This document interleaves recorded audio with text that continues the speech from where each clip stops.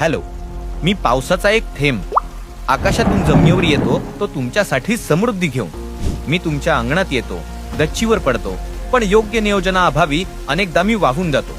सिमेंटच्या रस्त्यांवरून वाहत मी समुद्रात मिसळतो आणि माझं गोड अस्तित्व हरवून बसतो. उन्हाळ्यात जेव्हा पाण्याची टंचाई जाणवते तेव्हा आपली धावपळ होते, पण हे चित्र आपण बदलू शकतो.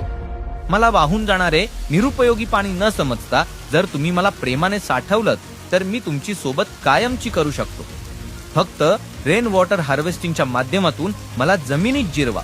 यामुळे तुमच्या विहिरी, बोअरवेल आणि भूजल पातळी पुन्हा जिवंत होती. मी तुमच्या भविष्याची तहान आहे.